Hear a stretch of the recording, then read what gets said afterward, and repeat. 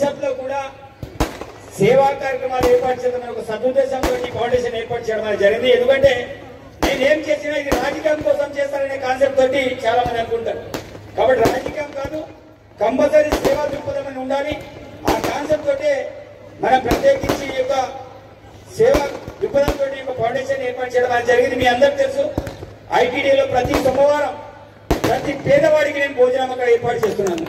ఎందుకంటే అక్కడ బడ్జెట్ వాళ్ళు చాలా సుదూర ప్రాంతాల నుంచి వచ్చి ఈరోజు కనీసం అక్కడ తిందామంటే కూడా సరైన టైంలో తిండి లేని పరిస్థితుల్లో ఎలక్షన్ కంటే ముందే నేను అక్కడ భోజన కార్యక్రమాన్ని ఏర్పాటు చేయడం అనేది జరిగింది. కాబట్టి ఇలాంటి సేవా కార్యక్రమాలు చాలా మందికి పేదవాళ్ళకి బ్లాంకెట్లు పంపడం కావచ్చు, చిన్న చిన్న మ్యారేజ్ కొంత డబ్బుని పోగు చేయడం, డబ్బు ఇవ్వడమే కావచ్చు, మెడికల్ క్యాంపులే కావచ్చు, ఇలాంటి చాలా రకాలుగా సేవా కార్యక్రమాలు ఏర్పాటు చేయడానికి ఫౌండేషన్ ని ఏర్పాటు చేయడం అనేది జరిగింది. కాబట్టి దానికి సంబంధించి కూడా ఒక ప్రముఖ 2 నిమిషాలు ఉంది. 2 నిమిషాల తర్వాత మళ్ళీ యథావిధిగా బ్రదర్ సభ్య గారు కూడా మళ్ళీ ప్రసంగం చేస్తారు. ఆలోచనతో వెడుమ ఫౌండేషన్ ఏర్పాటు చేయడం జరిగింది. వెడుమ ఫౌండేషన్ ద్వారా దార్శనిక విద్య, బహుళ వ్యవసాయం, సామాజిక సేవా కార్యక్రమాలకు నిరుపేదలకు సహాయ సహకారాలు అందించేందుకు ముందుకు వస్తోంది. ముఖ్యంగా పేద విద్యార్థులకు చదువులో అండగా నిలుస్తోంది. విద్యార్థులకు మోటివేషనల్ తరగతులు నిర్వహిస్తోంది. పేద విద్యార్థులకు కావలసిన సౌకర్యాలను, ఉదాహరణకు scholarship, EAMCET coaching, NEET coaching, DSC coaching, TET లాంటి శిక్షణలను అందిస్తోంది. ప్రతిభావంతులైన విద్యార్థులను గుర్తించి ఉన్నత స్థాయికి ఎదగడానికి వారికి చేయూతను అందిస్తోంది. మారుమూల ప్రాంతంలోని గ్రామాల పాఠశాలల్లో మౌలిక సదుపాయాలు కల్పించేందుకు సహాయపడుతోంది. వ్యవసాయం, సేంద్రియ వ్యవసాయం, పాడి పరిశ్రమ, కోళ్ల పెంపకం, మేకల పెంపకం, చిరుధాన్యాలు, వ్యవసాయ అభివృద్ధి కోసం వివిధ రకాల పద్ధతులను నేర్పిస్తూ ప్రోత్సహిస్తోంది. వ్యవసాయ శాస్త్రవేత్తల ద్వారా శిక్షణలను ఇప్పిస్తోంది. నిరుపేదలకు వైద్య సౌకర్యాలు కల్పించేందుకు తోడ్పాటును అందిస్తోంది. ఆరోగ్యకరమైన అలవాట్లు మరియు వ్యాధుల నివారణపై ప్రజలకు అవగాహన కల్పించడానికి ఆరోగ్య విద్యను అందిస్తోంది. వృత్తి శిక్షణలను ఇప్పిస్తూ ఉపాధి అవకాశాలను కల్పిస్తోంది. స్థానిక పర్యావరణం, వన్యప్రాణులను రక్షించడానికి పలు కార్యక్రమాలను చేపడుతోంది. న్యాయవాదం, ఉపాధికి మద్దతు, స్వతంత్ర జీవన సేవలను అందించడానికి తోడ్పాటును అందిస్తోంది. స్థిరమైన పద్ధతులపై ప్రజలకు అవగాహన కల్పించడానికి రీసైక్లింగ్ మరియు వ్యర్థాల తగ్గింపు కార్యక్రమాలను చేపడుతోంది.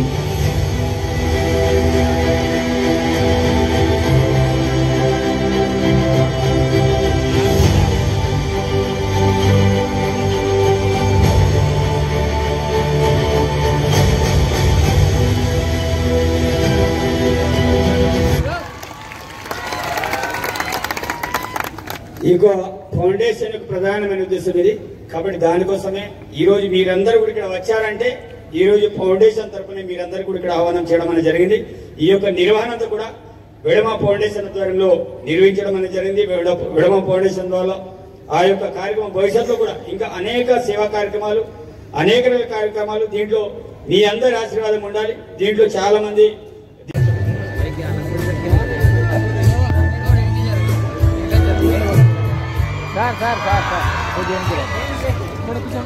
సార్ వెనకకి రండి, రాడు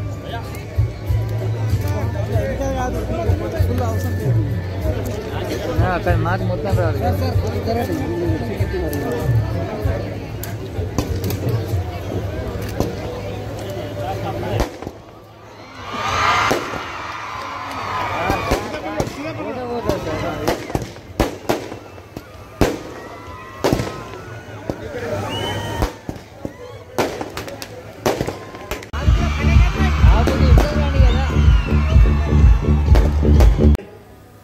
ప్రసంగాలు మనకు అవసరం, ఇలాంటి రియాక్టివ్ అవసరం అనే ఒక ఆలోచనతోటి ఈ యొక్క కార్యక్రమాన్ని ఏర్పాటు చేయడం అనేది జరిగింది.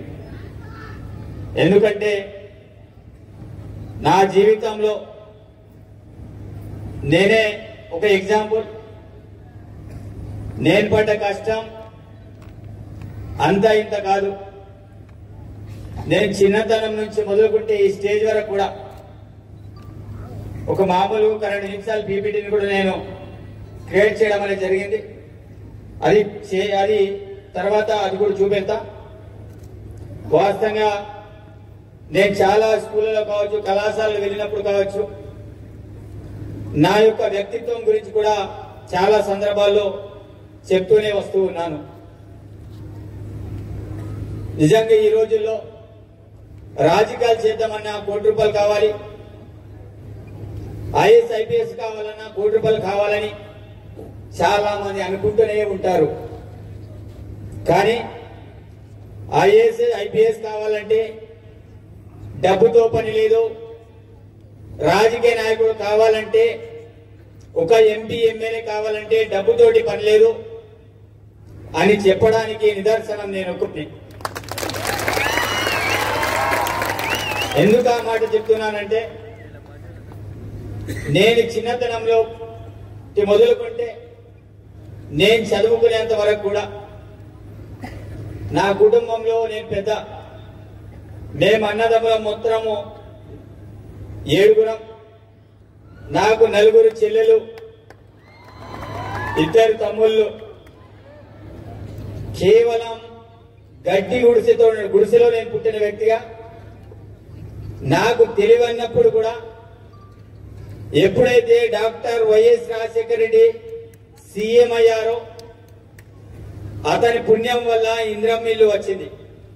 దానికంటే ముందు కేవలం పూరి గుడిసె, కేవలం పెంకుటిల్లు మాత్రమే.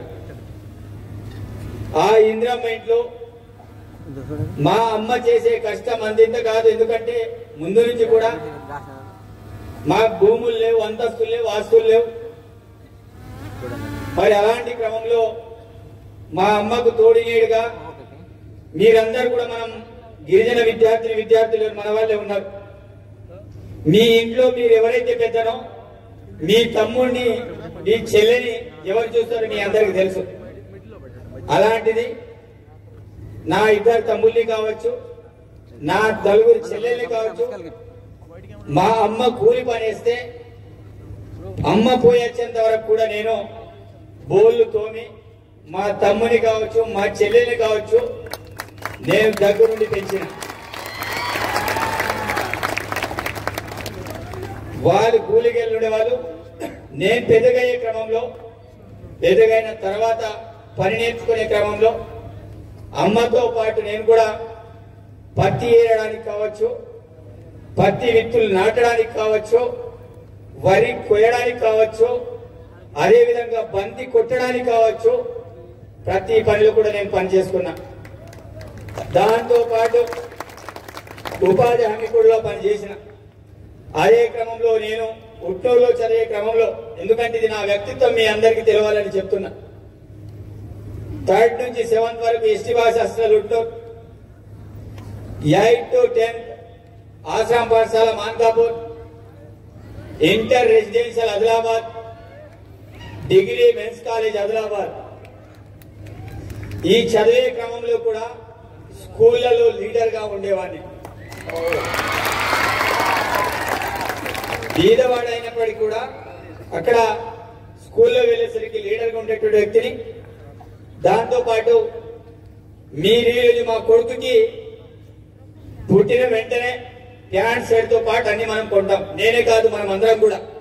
ఒక 12 బిడ్డ పుట్టిందంటే అప్పుడు కొడుకు మంచి డ్రెస్ ఉండాలి, మంచి సూట్ ఉండాలి, అన్ని మనం ఆలోచన చేస్తాం.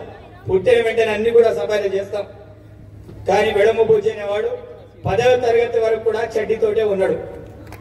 ఎవరు కూడా నమ్మరు. అంటే అట్లాంటిమైన ఆర్థిక పరిస్థితుల్లో మనం 10వ తరగతి, ఇంటర్మీడియట్ తర్వాత గురుకులంలో చదివే క్రమంలో కూడా ఆ రోజుల్లో మన కాస్మెటిక్ ఇచ్చేవాళ్ళు. అదే డబ్బులతోటే పోయొచ్చేవాడిని. డిగ్రీ చేసే క్రమంలో, నేను హైదరాబాద్ డిగ్రీ చేసే క్రమంలో అమ్మా నాన్న అడుగుదామంటే వాళ్ళ దగ్గర డబ్బులు లేవు, ఏం లేనే లేదు, ఎక్కడి నుంచి అడుగుతాం అనే ఆలోచనతోటి నేనే స్వయంగా ఆ రోజుల్లో పేపర్ బాయ్గా ఈనాడు పేపర్ని వేసేవాడిని. ప్రతి ఆదిలాబాద్ లో రిక్షా కాలనీ, సంజయ్ నగర్ ఆ ఏరియా అంతా కూడా పేపర్ నేను వేసేవాడిని. డైలీ పొద్దున 4 గంటలు లేవాలి, పేపర్ వేయాలి. దానికంటే ముందు, సార్ మీరు బీదవాడే కదా, మీకు సైకిల్ ఎక్కడదని మీరు అడగచ్చు. మా తాతని ఇంత ముందు ఇక్కడ తీసుకొచ్చిన. వాస్తవంగా దానికంటే ముందు అది చెప్పాలి. మా తాత మా అమ్మకి ఒక బర్రె ఇచ్చాడు. మా తాత మా అమ్మకు బర్రె ఇచ్చాడు. మా సాంప్రదాయ ప్రకారం ఎవరైనా పెళ్లి చేస్తే వాళ్ళ ఇంటికి వెళ్ళినప్పుడు కామన్కి ఇస్తారు, బర్రెను ఆవును దూడను ఇస్తారు.